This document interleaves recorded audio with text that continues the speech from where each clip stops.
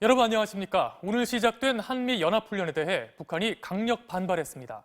하지만 미국에는 상당히 부드러운 신호를 보냈죠. 네, 트럼프 대통령이 김정은 위원장의 편지 내용을 또 공개했는데요.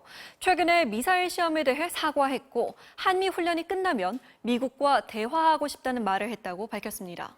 네, 그럼 워싱턴 연결해서 자세한 소식 알아보겠습니다. 박성호 특파원, 김정은 위원장이 미사일 쏜 걸 미국에 사과했다는 게 눈에 띄네요. 네, 트럼프 대통령이 그렇게 말을 했습니다. 어제 김정은 위원장한테 받았다고 했던 친서의 주요 내용을 트위터에 썼는데요. 친서에는 단거리 미사일 시험에 대한 작은 사과가 있었다고 했습니다. 사과를 한 것도 그렇고 그걸 공개한 것도 모두 이례적입니다. 그리고 한미 훈련이 끝나면 북한이 미사일 시험도 멈추겠다 이런 내용도 들어 있습니다. 나흘 전과 비교하면요 분위기가 퍽 다릅니다. 북한은 지난 7일이죠. 이번 미사일 발사를 김정은 위원장이 미국과 남조선의 군사연습에 경고를 보내는 것이다 라면서 미국에도 날을 세웠었습니다. 그랬던 북한이 트럼프 대통령을 달래는 것 같은데요. 미국과의 대화에 적극적이네요. 네, 맞습니다. 북한이 손짓했고 미국이 화답했습니다. 한미 훈련이 끝나자마자 만나고 싶고 협상을 시작하고 싶다. 김정은 위원장이 친서에 그렇게 적었다고 트럼프 대통령이 트위터에서 공개했습니다. 트럼프도 머지않아서 김 위원장을 만나고 싶다면서 3차 정상회담 의지를 보였는데요. 한미 훈련이 20일에 끝나니까 서두르면 8월 하순에 실무 협상이 가능할 테고요.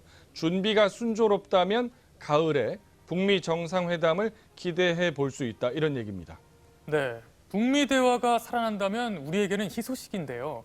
우리 입장에서는 그래도 신경 쓰이는 부분들이 좀 있지 않습니까?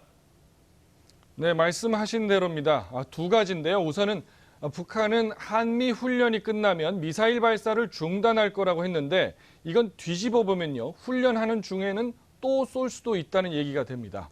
한국의 안보에 관한 사안인데 트럼프 대통령은 이걸 딱히 문제 삼지 않았습니다. 또 하나는 한미 연합연습을 북한이 맹비난하는 상황에서 미국 대통령도 덩달아서 비판을 이어갔다는 점입니다.